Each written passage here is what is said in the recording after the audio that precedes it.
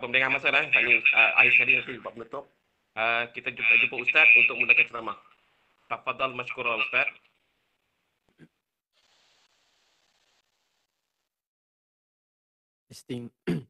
Bismillahirrahmanirrahim.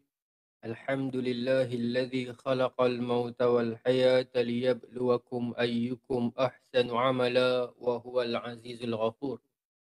Ashhadu an la ilaha illallah wa ashhadu anna Muhammadan abduhu wa rasuluh. Nusalli wa nusallim ala sayyidina Muhammadin wa ala alihi wa sahbihi ajma'in. Radina billahi rabba wa bil islami dina wa bi Muhammadin nabiyyan wa rasul. Terima kasih kanda saya Abang Syiful yang berusaha, Tuan Haji Abdul Rahim, pengurusi yang di-Ketua Persatuan Kebajikan Pekerja Islam TNB, PKPI, di Persatuan Kebajikan Pekerja Islam TNB. Terusnya sahabat-sahabat, para staf petugas TNB, Assalamualaikum warahmatullahi wabarakatuh. Saya merafakkan kesyukuran kepada Allah Subhanahu Wa Taala dengan limpah kurnia daripada Allah. Pagi ni dapat kita berkumpul dalam ruangan maya ni, seperti mana kata Tuan Haji tadi. Sekarang zaman teknologi ni banyak dah program yang dia ke arah maya, which yang mana mahu ataupun tidak kita sedang duduk dalam zaman tersebut. Saya berkali-kali saya ulang benda ni kepada pelajar saya di sekolah. Saya katakan nanti, ataupun kepada kita anak-anak kita nantilah, anak-anak kita pun samalah. Nanti bila dah habis musim COVID katakan, ataupun dah tak ada COVID lah, let's say, PKP pun dah tak ada, tapi sistem pembelajaran maya ni saya fikir dia akan terus ada sampai bila tak tahulah, dia akan terus ada. Ada beberapa orang sahabat saya di tempat kerja pun memang syarikat dia pun dah tukar polisi, dalam seminggu tu 3 hari kerja, 2 hari bekerja daripada rumah. Meskipun dah tak ada isu sangat COVID, tapi mungkin di sudut menjimatkan kos dan memudahkan dan sebagainya. Dan atas faktor internet. Kemudian sekarang kita dah nak melangkah kepada zaman metaverse, zaman multiverse tu kan. Di mana nanti kita kalau nak buat ceramah ni tak duduk dalam macam ni dah. Kita macam ni, tetapi kita tak duduk masing-masing kolom macam Zoom, macam Meet, macam Webex ni. Kita akan duduk bersila dalam ceramah tu. Kita akan merasakan suasana ceramah tu. Sampai tahu tu lah. Dunia multiverse ni. Tak tahulah bila kan. Tapi kita akan sampai ke arah tu. Dan zaman itu nanti bila sampai, seolah-olah kita akan duduk dalam dunia yang lain. Dalam saya juga sempat baca tentang multiverse ni 1-2 hari ni. Di dalam ruangan itu, di mana contoh kalau kita nak main game. Sekarang kita masuk dalam komputer, tekan-tekan pilih menu, okay, main PES. Okay, tekan log out, keluar. Sekejap lagi kita main apa pula, apa nama game saya tak tahulah kan. Tapi kalau dalam ruangan nanti multiverse tu, kita masuk dalam dunia game tu, kita boleh berjalan ni ke gedung stadium main bola sepak. Kita boleh berjalan di dalamnya dengan pakai dia punya menatang mata tu. Jalan pula pergi sini, okay, ni kita main lumba kereta, masuk. Jalan pula pergi sini, ni kita main game motocross. Bajet sekolah lah motocross ni. Kan? Lepas tu, dan kita nak pergi dengan kuliah, kita berjalan pula ada ruangan maya macam masjid. Kita masuk dan ustaz itu berada dalam tu dan kita boleh duduk dalam tu. Kita merasakan macam kita berada dalam tu. Dekat kuliah pula. Dia ada pro and con benda ni lah. Dia seolah-olah ada satu dimensi dunia yang lain yang sedang dicipta. Dan sekarang pun meskipun kita tak sampai tahap tu lagi sekarang, tapi kita dah ke arah tu dah. Facebook, IG, semua tu pun dah dia tukar kepada meta dan sebagainya. Ke arah itu. Sekarang, walaupun kita tak masuk lagi, tetapi dah dekat dah. Dia ada pro and con benda ni lah. Sekarang ni ada orang dia living di dalam media sosial. Kawan dia ramai dalam media sosial, di media luar tak ada. Apa-apa semua pun media sosial di luar tak ada. Seolah-olah berada dalam dimensi yang baru. Hari ni, pagi ni yang kita nak cerita tentang Isra' dan Mi'raj ini, dia lebih kurang. Tapi yang Nabi temui di dalam Isra' dan Mi'raj itu bukan dalam multiverse yang maya, tetapi yang benar di depan Nabi. Nabi melihat pelbagai kesudahan orang demikian dan demikian. Nabi melihat kesudahan baik orang tertentu. Nabi melihat kesudahan dan azab buruk orang tertentu. Sangat panjang cerita Isra' dan Mi'raj ini. Al-Isra' wal Mi'raj. Isra' dan Mi'raj. Ada dua. Isra' iaitu perjalanan malam, dan Mi'raj naik ke langit. Allah Subhanahu wa taala berfirman, Subhanallazi asra bi'abdihi lailan minal masjidil haram ila masjidil aqsa allazi barakna haulahu linuriyahu min ayatina innahu huwas sami'un basir. Sebab kita ni tak sejam, 45 minit ke sejam. Jadi kita tak cerita semua secara detail, tapi saya nak ambil pengajaran-pengajarannya lah yang sama dan kita boleh apply dengan suasana pekerjaan tuan-tuan. Maha suci Allah yang memperjalankan hambanya, yakni Rasulullah SAW, di waktu malam daripada Masjidil Haram ke Masjidil Aqsa yang Allah berkati sekitarnya, agar Allah perlihatkan tanda-tanda kebesaran Allah, dan Allah itu maha melihat dan maha mendengar. Kalau kita meneliti kaedah Al-Quran, kita duk baca Al-Quran kan, kita akan perasan, dan kita baca terjemahan sekali, kita akan perasan Allah setiap kali menutup sesuatu ayat Quran, bila mana Allah menggunakan kata sifat sami'un, mendengar, basirun, melihat, yang bersifat begitu, Allah melihat, Allah mendengar, Allah mengetahui. Selalunya ayat-ayat begitu, dia selalunya sifat-sifat itu akan dipairkan dengan ayat-ayat yang bersifat individu, yang bersifat amaran, yang bersifat orang kata apa, baca galakkan, yang bersifat syariat individu, yang bersifat macam tu. Allah mendengar, Allah melihat, so kita jaga diri, elok dosa dan sebagainya, yang bersifat individu. Tetapi bila mana ayat-ayat yang bersifat pentadbiran, kekuasaan Allah, pentadbiran langit dan bumi, kuasa Allah mentadbir, malaikat naik dan turun, urusan dunia dan sebagainya, dimensi masa, benda yang besar-besar yang bersifat pentadbiran, yang bersifat kuasa ni, Allah akan tutup dengan perkataan-perkataan yang macam azim, kekuasaan Allah, apa nama ni, kabir, besar, agung.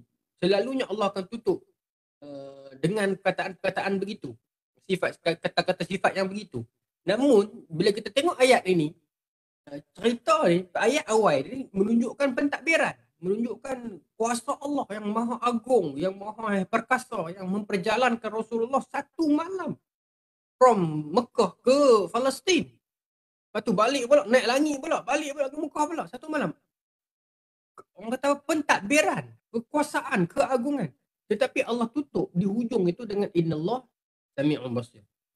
Allah mendengar dan Allah melihat. Apakah maknanya penggunaan kata sifat begini? Kerana di sana ulama menafsirkan kerana ayat ini dia lengkap. Ayat Isra' dan Mi'raj ini, satu ayat ni dia lengkap meliputi keseluruhan kisah Isra' dan Mi'raj. Di mana Sami'un Basir, mendengar dan melihat, itu merujuk kepada situasi yang sedang dilalui oleh Rasulullah SAW ketika itu. Yang mana dalam tahun tersebut Nabi kehilangan bapa saudara Nabi, Abu Talib, yang meskipun dia bukan Islam, tetapi dengan adanya dia sebagai satu batang tubuh Abu Talib, dia menjadi asbab untuk musyrikin Mekah kurang berani untuk nak menyakiti Nabi. Dia still menyakiti hati Nabi, still untuk mengata dekat Nabi, tetapi tak sampai untuk mencederakan batang tubuh Nabi. Masih lagi ada takut mereka, masih lagi ada respect mereka terhadap Abu Talib. Meskipun Abu Talib bukan Islam, tetapi dengan adanya Abu Talib di situ, Nabi dijaga. Dalam arti kata lain, Islam terpelihara. Dengan adanya satu figur Abu Talib yang non-Muslim ini, dan tuan-tuan, dan dia tak menerima hidayah Islam, hidayah milik Allah. Kalau kita bandingkan dengan kehidupan kita hari ini, kita Islam, jauh lebih Abu Talib meninggalkan kita di sudut jasa mempertahankan kekasih Allah, Rasulullah. Jauh Abu Talib meninggalkan kita di sudut dengan adanya dia itu, orang tak berani nak sentuh Islam. Tetapi dalam keistimewaan ataupun kebaikan yang ada pada Abu Talib itu, Allah masih pilih kita berbanding dia untuk menerima hidayah Islam. Bagaimana itu adalah bukti yang paling besar Allah Subhanahu Wa Taala sayangkan kita.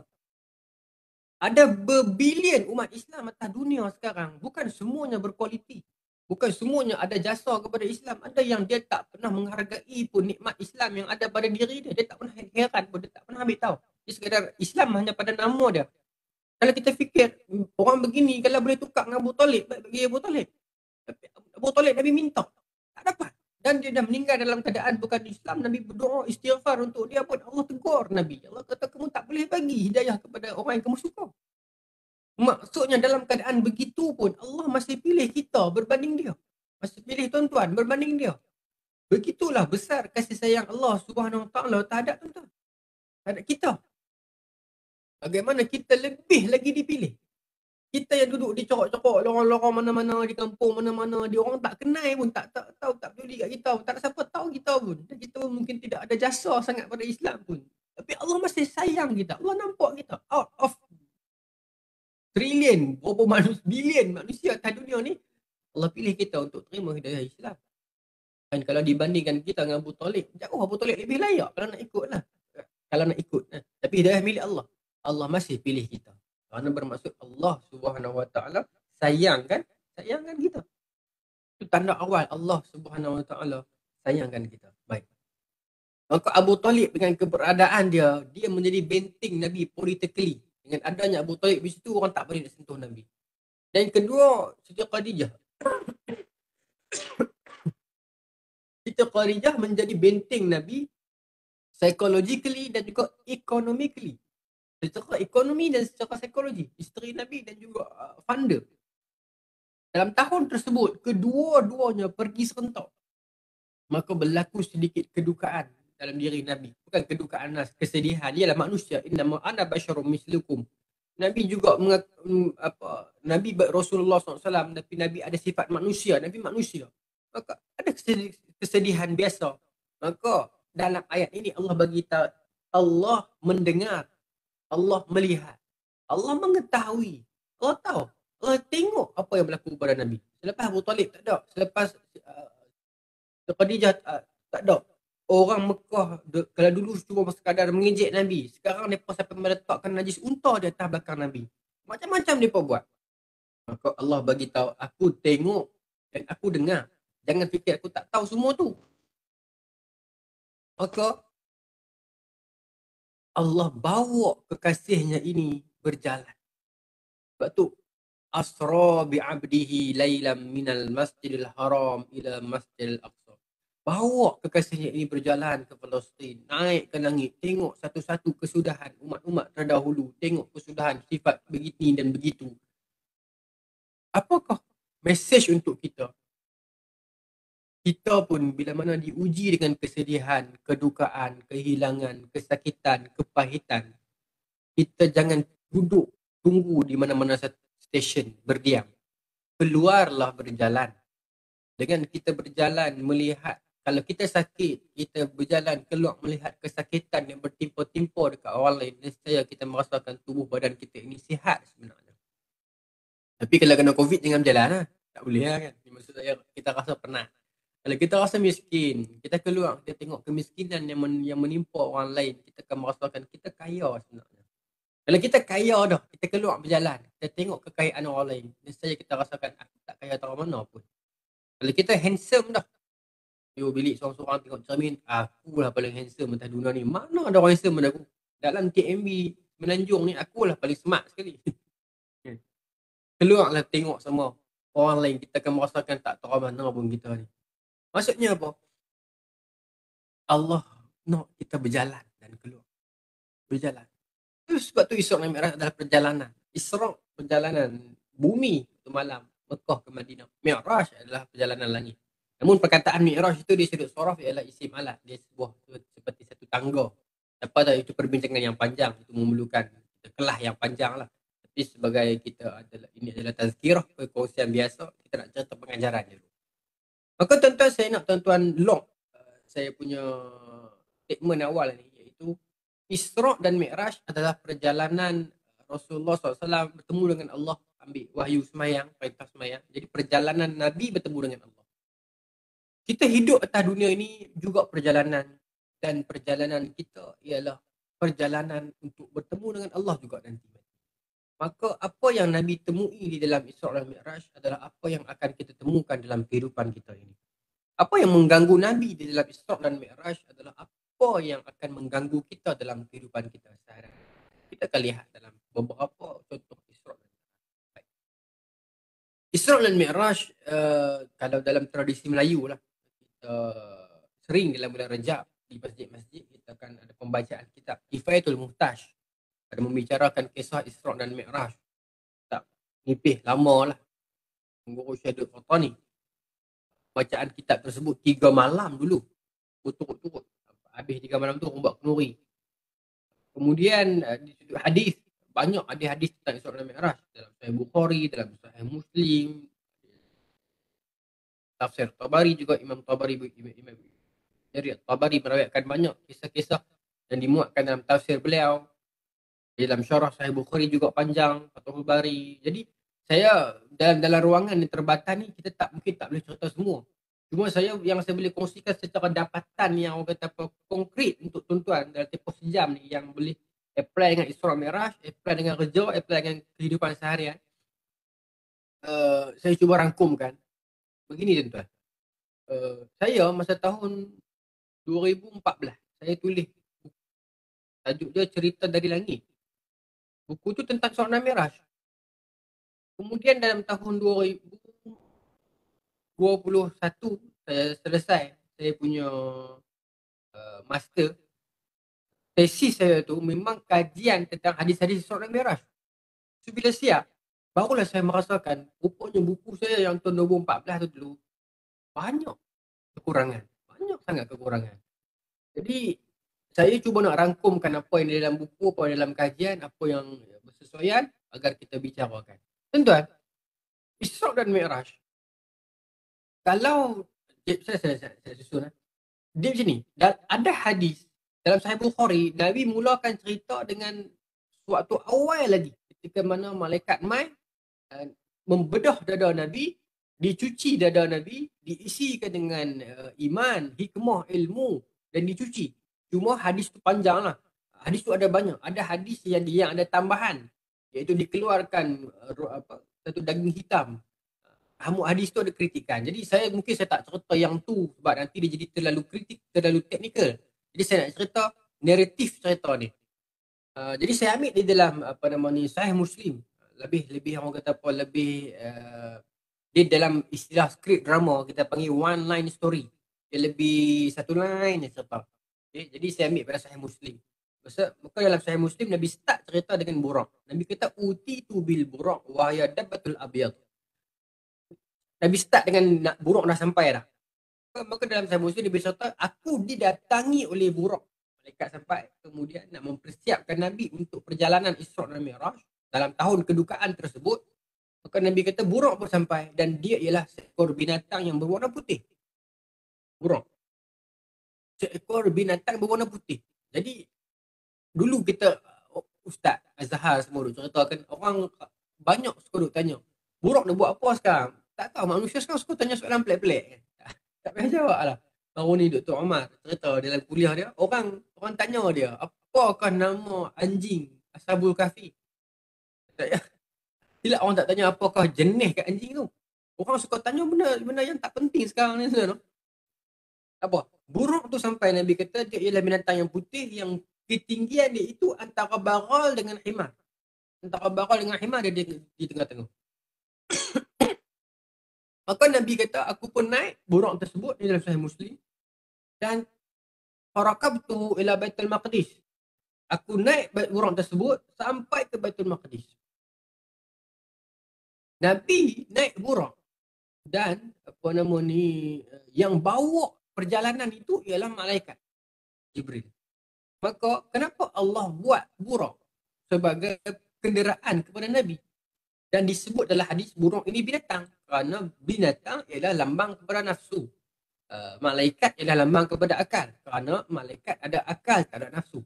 Binatang ada nafsu, tak ada akal. Sebab itu dia lambang nafsu. Manusia ada dua-dua, dia manusia. Rasulullah adalah manusia. Buraq ialah binatang. Malaikat Jibril ialah malaikat lah. Maka kita nampak tak apa sifat dalam cerita nak beritahu? Perjalanan Nabi nak temu dengan Allah, Nabi memandu buraq which is nafsu itu dan dipimpin oleh malaikat akal. Maksudnya perjalanan kita pun yang nak jumpa dengan Allah, hidup kita ini, kita kenalah ada nafsu, kena ada, tak ada, macam mana nak hidup? makan, pakai, sebagainya.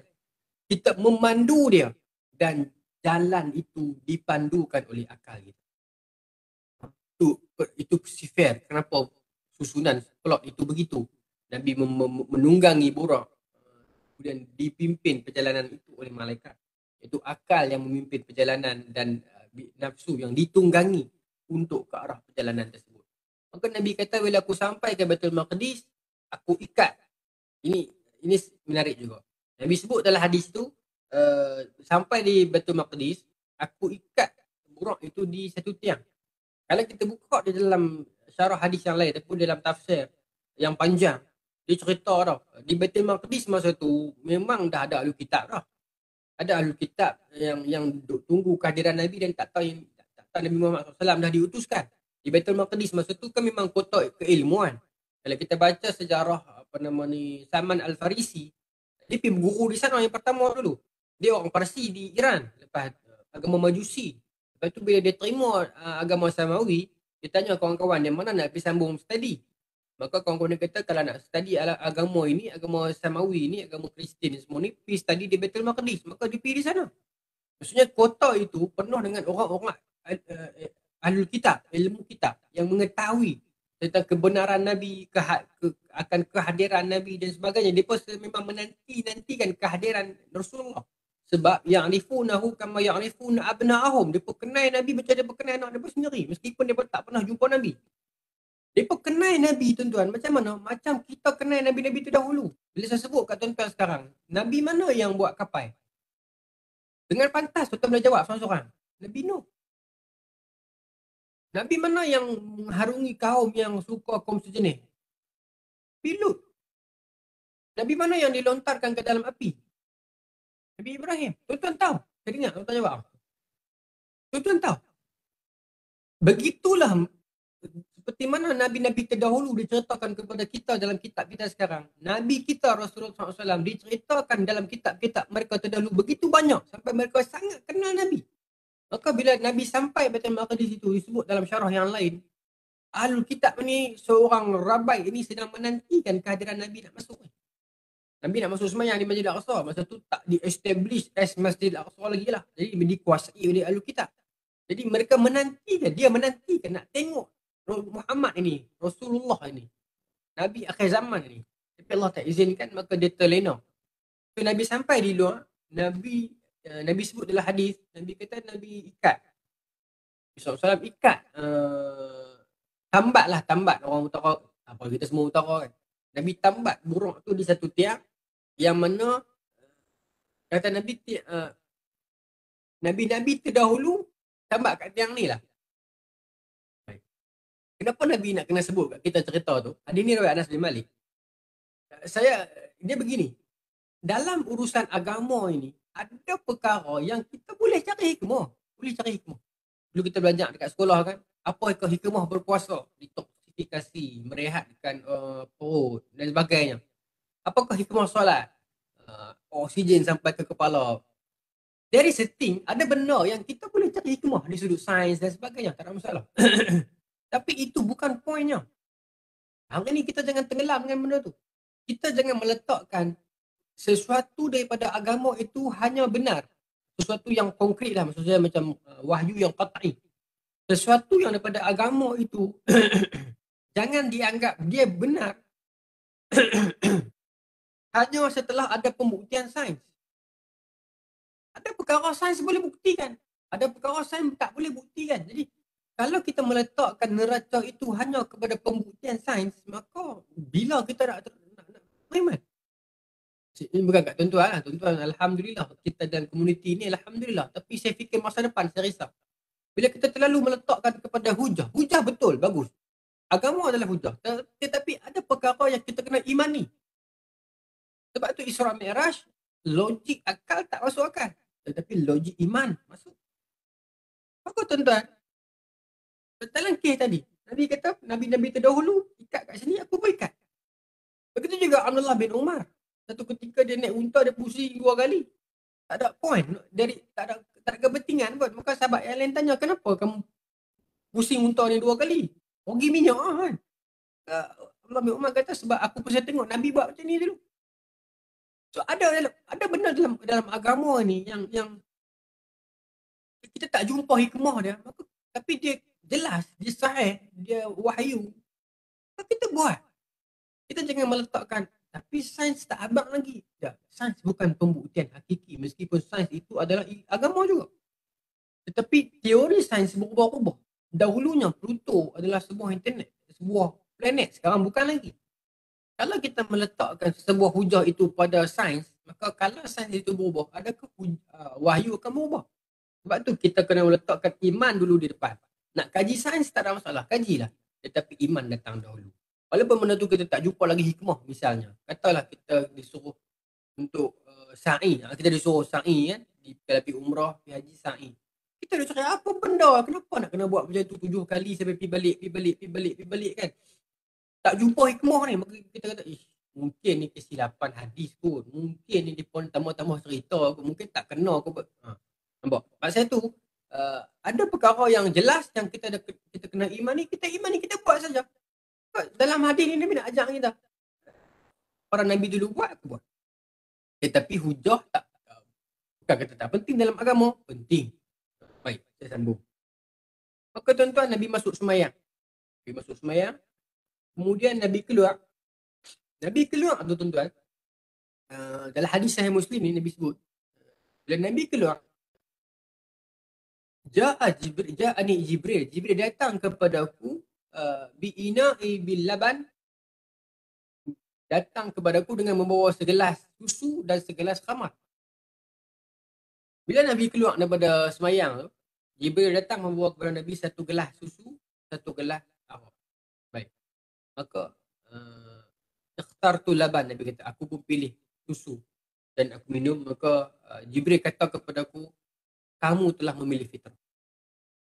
Apa maksud cerita ni? Cerita ni benar berlaku.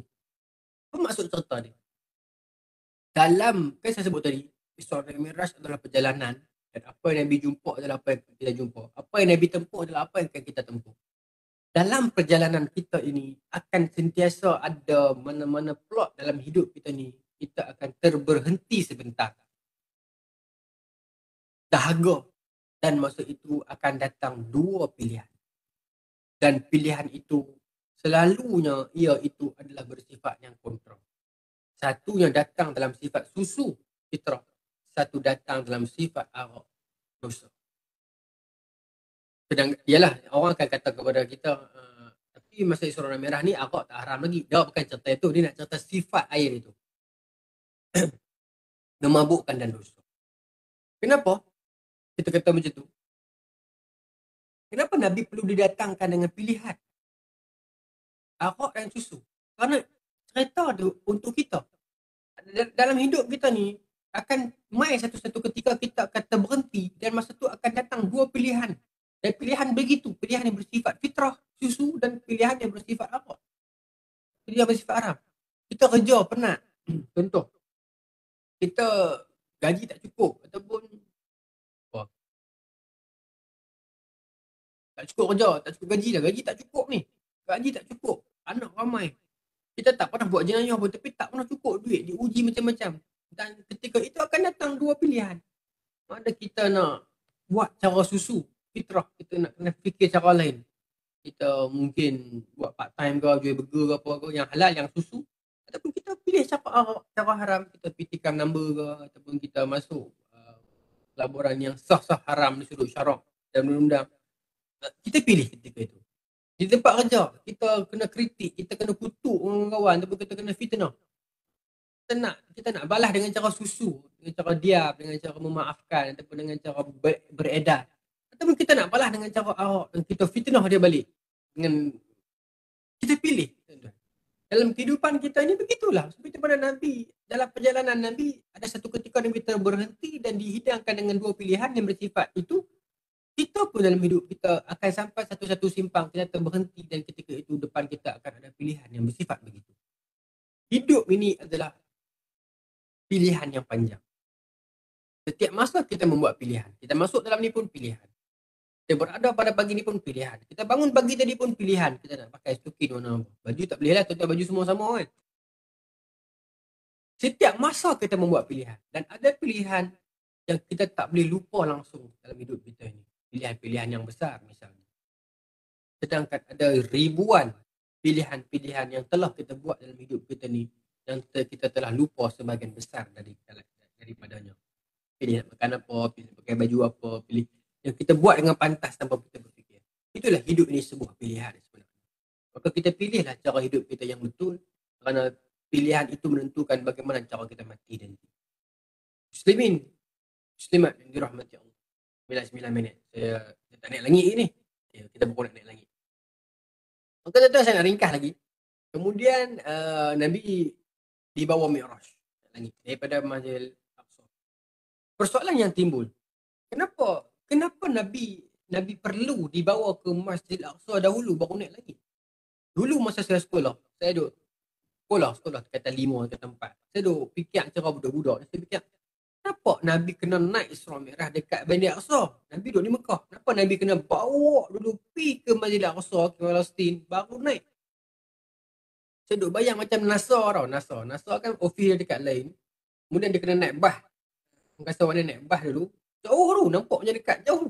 Jauh pergi dekat dia punya pelantang tu baru naik. Saya fikir mungkin macam tu kot. Mungkin Palestin ni, kalau kita kaji betul-betul dekat atas Masjidil Aqsa ni, mungkin atas puncak sekali tu kot pintu langit. Kita fikir macam tu lah. Mungkin sebab tu kena bawa kat sana kan. Tapi bila kita dah main besar, kita dah kaji, kita dah baca, rupanya ada satu benda yang sangat penting tau. Kenapa Allah bawa Nabi ke Masjidil Aqsa dulu baru naik langit? Ada satu sebab yang sangat penting. Yang ni saya akan pegang untuk last kali lagi. Kalau saya lupa, tuan-tuan ingatkan saya. Apa yang sangat penting? Kenapa Allah perlu bawa Nabi pergi Masjidil Aqsa dulu, pergi Palestin dulu baru naik? Baik. Naik langit ni Nabi naik satu-satu langit.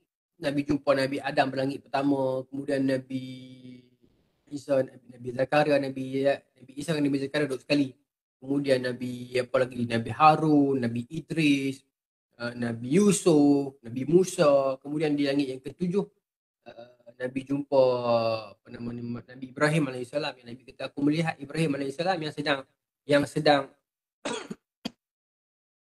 Nabi Ibrahim AS, Nabi kata di langit ke-7, aku melihat Ibrahim AS sedang sandak belakang dia dekat Baitul Ma'mur. Baitul Ma'mur yang Nabi sebut dalam hadis tersebut, Baitul Ma'mur, yang mana Baitul Ma'mur merupakan satu tempat tawaf malaikat, yang mana setiap satu sesi 70,000 orang malaikat, 70,000 malaikat akan masuk bertawaf di dalam Baitul Ma'mur, dan Nabi kata setiap yang masuk itu keluar tak sempat kembali dah. Nak bagi tahu apa? Nak bagi tahu betapa ramainya tentera Allah, betapa besarnya kerajaan Allah, ramainya malaikat. Sedang kita bercakap sekarang ni, di atas sana Baitul Ma'mur ada malaikat yang sedang nak buat kerja tawaf tu. Dan ada malaikat yang baru selesai, baru dapat haji. Ada malaikat yang dah habis lama dah. Dan ada malaikat yang sedang tunggu turn, tak dapat lagi. Kalau kita sekadar isi tabung haji 2017, dapat panggilan 2093, tak pelik lagi. Baitul Ma'mur lagi lama dia punya proses dia. Sebab sekali satu sesi 70,000 dan keluar, nak masuk balik tak sempat dah. Ni bukan sebab norma baru kena masuk scam sejahtera dulu dah. Ini cerita memang ramai malaikat. Inilah hadis Sahih Muslim yang Nabi kata ramai, dan malaikat yang dah masuk tak boleh pergi dah. Dia tak boleh pergi haji 2 kali. Kalau banyak lebih sikit tak boleh. Tak boleh pergi dah. Ramai, sebab ramai lagi Nabi. Itu Baitul Ma'mur. Dan di sana kata Nabi SAW, aku melihat Nabi Ibrahim AS, Khalilullah, duduk bersanak kat situ. Sanak bagaimana, jangan bayang lah. Maka tadi saya, maka aku melihat di situ. Dan Nabi itu semua zahaba ila sidratin muntaha. Daripada situ, di langit ke-7 tu, Nabi dah naik tadi tau. Summa araja ila sama'i thaniyah. Summa araja ila sama'i thalithah. Nabi naik satu langit, demi satu langit. Tapi langit ke-7, bila Nabi tengok malaikat, Nabi tengok Nabi Ibrahim sedang bersandak dekat Baitul Ma'mur yang kata Kaabah para malaikat. Baitul Ma'mur ni terletak betul-betul atas, sama dengan Kaabah kita, atas sekali. Langit ke-7. Maka kata Nabi SAW, lepas aku tengok malaikat Nabi Ibrahim duduk sandak dekat Baitul Ma'mur, malaikat yang duduk tawaf 70,000 sekali masuk, tawaf keluar tak masuk dah tu, aku berjalan. Maksudnya dalam flow yang sama, berjalan. berjalan ke Sidratul Muntaha. Dan di Sidratul Muntaha ni saya nak terjemah dekat tuan-tuan dalam bahasa kita mudah ni, ialah kawasan yang macam immigration, pertukaran urusan langit dan bumi. Itu dia punya sempadannya. Itu dia punya limit dia. Urusan langit dan bumi, itu limit dia. Urusan-urusan gaib, langit, urusan-urusan takdir, urusan-urusan gaib, urusan-urusan masa depan, urusan-urusan rahsia. Sidratul Muntaha was the immigration. Dan dia tak ada buka tutup macam kita lah. COVID kena tutup sat. Tunggu sat. Dia memang buka lah, tutup, kita tak makan. Semua mati je kita kan. Maka Nabi melewati kawasan Sidratul Muntaha dan Nabi kata di sana, ini adalah hadis sahih, saya ulang banyak kali benda ni. Sebab contoh-contoh ni memerlukan kita percaya. Di sana bila aku masuk dalam ruangan Sidrah Al-Muntaha itu, aku melihat pokok-pokok kat situ, daun-daun yang besar. Dan Nabi kata ada pokok atas tu. Dan daun dia besar. Dan daun Nabi kata macam telinga-telinga gajah. Dia tengok baru-baru ni dia perlu jual keladi Bangla. Bukan macam tu lah, aku tak tahu. Tapi daun-daun dia macam telinga gajah, Nabi kata. Dan Nabi melewati kawasan itu lagi, nampak ada teko, hiasan ceret, teko. Macam teko. Boleh teko. Saya fikir kerajaan langit, Yapin, mungkin tiru hadis ni kot, model hadis ni. Dia buat kan daun besar-besar, dia buat teko. Sebab tu dia bawa nama kerajaan langit kot. Saya fikir lah. Kita bukan kata kat mereka, tapi mungkin lah dia baca hadis ni, dia try apply dekat tempat mereka tu kan. Ada teko, ada daun besar, dia buat macam taman. Mungkin dia baca hadis ni lah kot. Dan Nabi kata kawasan tu dia berubah-ubah. Dia berubah-ubah. Lagi dia tukar kot ni, dia berubah-ubah. Di taman atas tu. Ubah-ubah. Kemudian Nabi terima perintah solat. Tuan-tuan mentah cerita ni. Nabi berulang alik turun dan naik. Jumpa dengan Nabi Musa suruh kurang minta kurang sampai 9 kali. Daripada 50 waktu, kurang sampai tinggal 5 waktu. Dan last kali Allah tak pernah kata pun kepada Rasulullah, wahai Muhammad, jangan naik dah. Tidak. Muhammad jangan naik dah. Dah 9 kali dah hamil minta kurang ni, sudah kot. Jadi itu dah. Apa maknanya? Itu kerajaan Allah. Allah never say no for our asking. Allah tak pernah kata tidak kepada permintaan kita. For our needs, for our favor. Allah tak pernah kata tidak. Permintaan kita selagi tak melanggar syarak, mintalah kepada Allah. Nikmat Allah tak pernah. Sebab tu Nabi naik minta kurang, dapat. Naik minta kurang lagi, dapat. Naik minta kurang lagi, dapat. Allah never say no. Telah berapa banyak benda dalam hidup kita ni yang kita impi, yang akhirnya kita dapat. Kita cek boleh. Buat checklist. Ringilah nak pakai motor besar. Mungkin motor besar tak jatuh seketui tak kepala kita daripada langit. Tetapi lama-kelamaan aku boleh pakai motor besar rupanya. Ringilah nak ada rumah fikir ni. Tak dapat rumah seketui daripada langit. Tetapi lama-kelamaan bila kita dah duduk di dalamnya, kita dah lupa, bila kita teringat balik. Aku dah ada rumah rupanya. Allah bagi. Allah tak pernah tak bagi dan kita minta. Dia cuma persoalan lambat dengan cepat.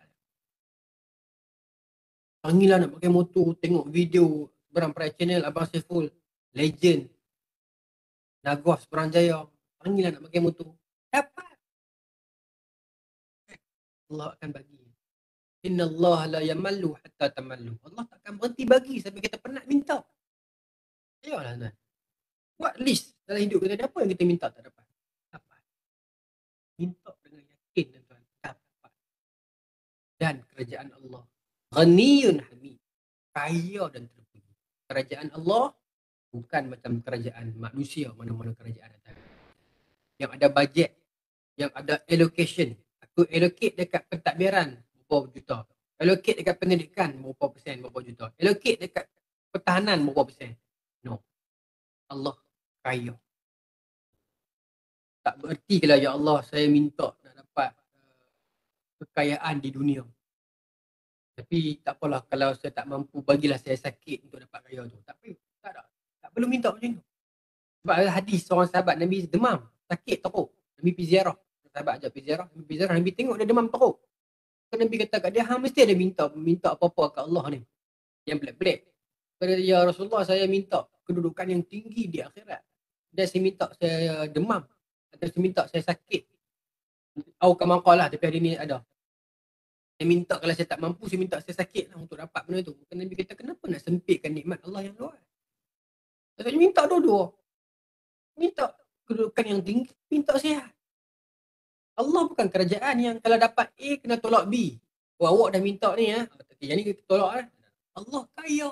Tak pernah rugi, tak pernah ada bajet tahunan, tak ada. Allah bagi. Jadi sebab tu Nabi minta Allah bagi, Nabi minta Allah bagi, Nabi minta Allah bagi. Kita minta mana? No? Kita minta. Allah akan bagi. 9.20. Saya cepatkan lagi ya. Tuan-tuan, Nabi dah terima perintah solat dan Nabi turun. Nabi termanggu sebentar. Yalah, perjalanan yang panjang kan. Dan melihat macam-macam nasib orang, sudahan orang-orang.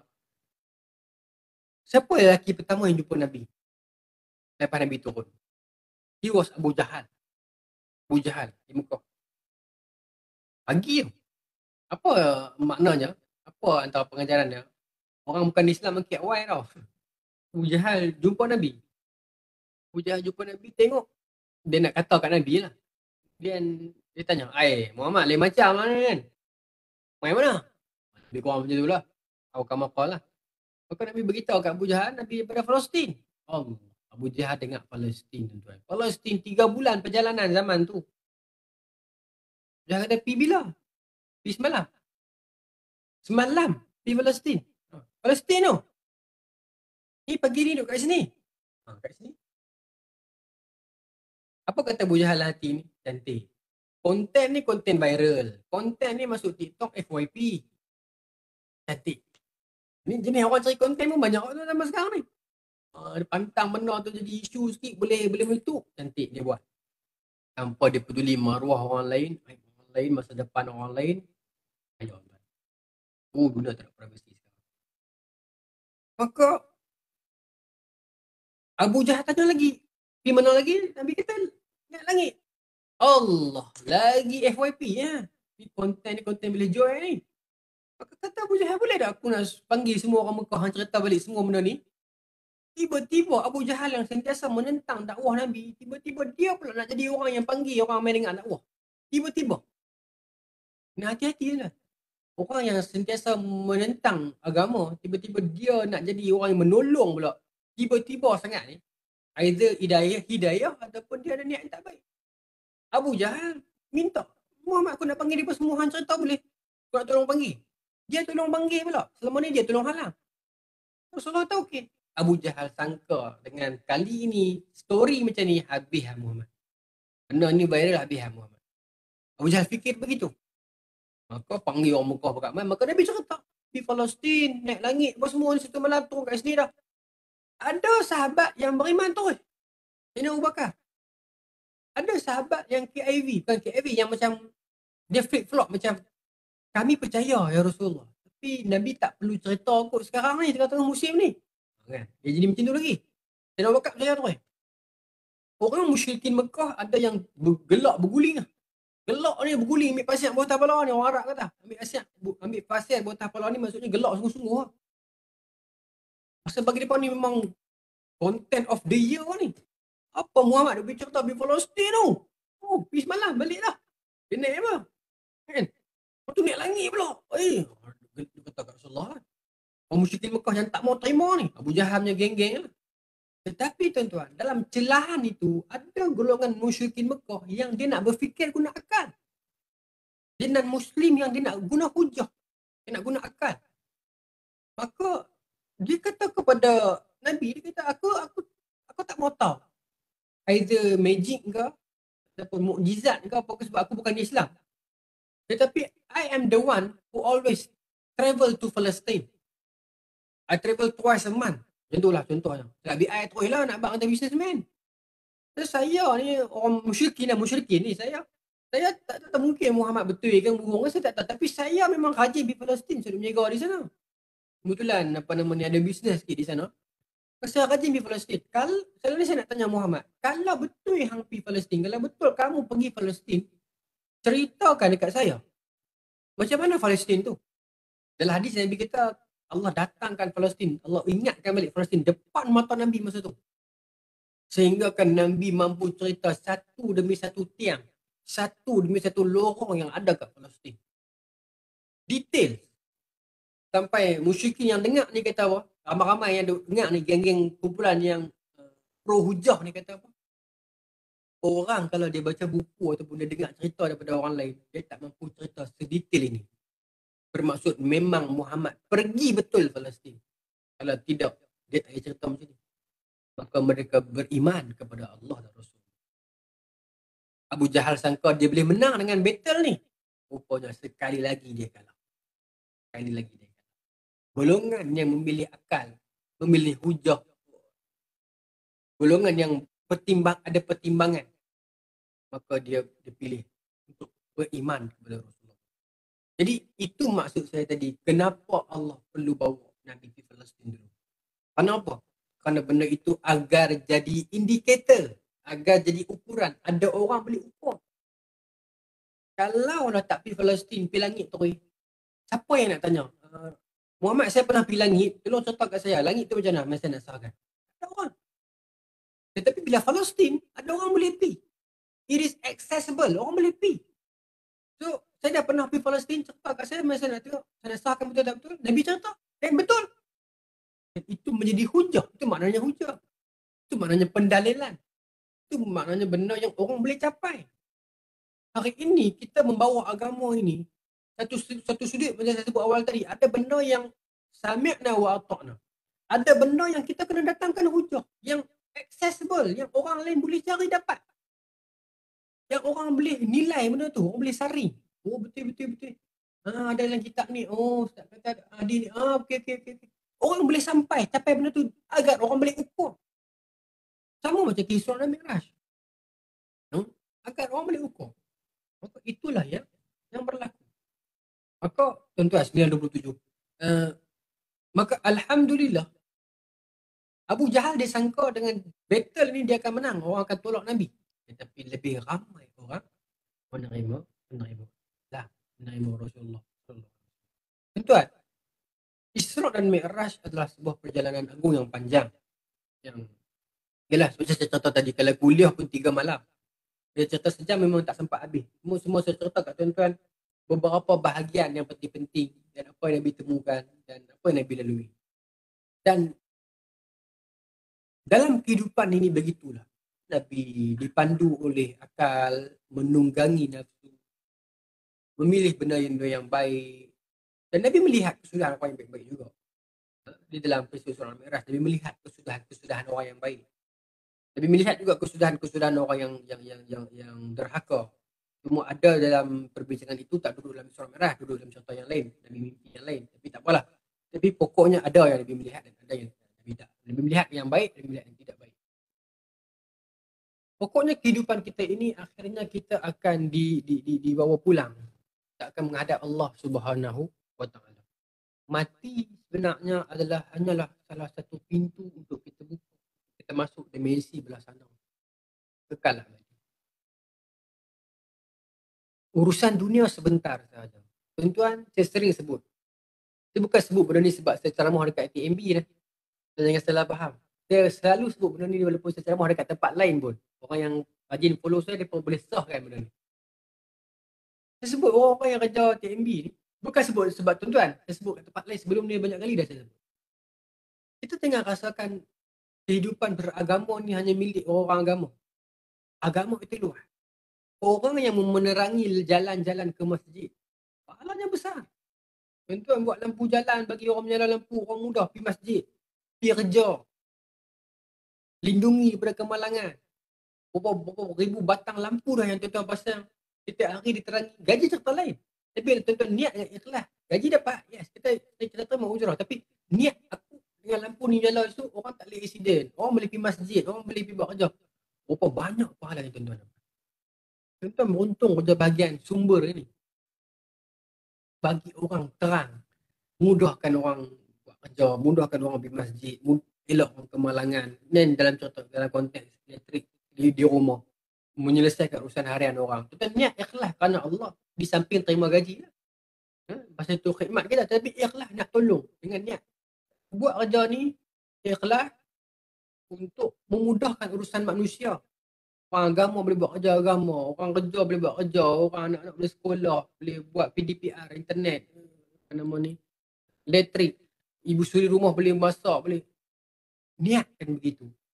Berapa banyak saham yang tuan-tuan dapat throughout your life. Sebab kita hidup di dunia ni, kita nak berjuang dan kita nak pergi. Larat dah. Zaman itu tuan larat. Saya kalah. Kita tak tahu kalau kita tak ada hidup lagi 30 tahun. Kita tak tahu apa kita nak jumpa mana. Lagi 30 tahun kalau tak jadikan hidup. Kita tahu apa kita nak jumpa lagi. Sekarang mungkin 3 dos masuk masjid. Ke depan mungkin umur 50 saja boleh pergi masjid. Bawah 50 tak boleh pergi lagi. Mungkin ada virus lain pula yang cuma menyerangi orang yang muda je. Macam benda lagi nak main ni. Kita rasa macam aku tak boleh pergi lah. Mati dulu lah. Tapi mati pula takut pula. Amalan tak banyak. Kita kena hidup ni kena ever ready. Kita buat apa yang baik Allah suruh. Tinggal yang Allah kan. Wah. Kita akan pergi dengan selesa dan tenang. Kita akan pulang. Kita akan buka pintu mati. Lewati sebentar. Dan kita rehat. Kita bergembira di akhirat. Selamanya. Itu kehidupan kita dalam dimensi Isra dan Mi'raj. Dan Nabi nak beritahu kita. Perjalanan jumpa Allah dan akan jalan pulang balik. Kehidupan ini sebenarnya adalah perjalanan yang kita mulakan dan akan kita akhiri dengan berbatang balik. Tapi kita pulang kepada Allah. Tuan ingat, buat kerja, apa pun hidup, apa pun dalam hidup ni, dengan orang kita kena buat baik. Kita banyak silap, saya banyak silap. Terlalu banyak. Itulah kita lupa kan. Dengan orang kita minta maaf. Dengan Allah kita minta maaf. Allah pasti akan ampunkan. Innal abda idza tarafa min dhanbihi bi dhanbihi thumma taba Allahu alaihi. Orang seorang hamba tu bila dia sedar dosa dia minta ampun, Allah ampun. Oi. Tapi dengan manusia kita kena minta maaf. Lepas tu kita dalam kerja kita kena banyak jaga percakapan kita, tutur kata kita. Nah. Sudut masa. Saya nak sebut pasal masa pun saya malu juga. Sebab saya kerja dan saya pun kadang-kadang jam juga buat masa ni. Sama-sama kita menasihati kita lah. Masa di sudut mana hubungan kita dengan kawan-kawan tempat kerja. Sebab kita nak mati. Kita nak tinggal dunia ni bentar sahaja. Kita akan pergi dengan selesa dan tenang. Rehatlah kita di sana. Tak balik lah. Kita pilih.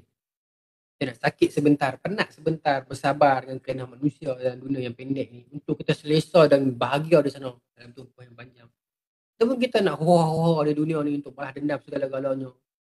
Puas, tak dapat apa tak tahu untuk kita sakit di sana. Allah Ta'ala alam, demikianlah kisah Isra dan Mi'raj. Tak banyak, sedikit sebanyak pengajaran. Mudah-mudahan kalau tak dapat banyak pun dapatlah sedikit ketusan ataupun cuitan dalam cerita insya. Terima kasih banyak-banyak. Saya serahkan semula kepada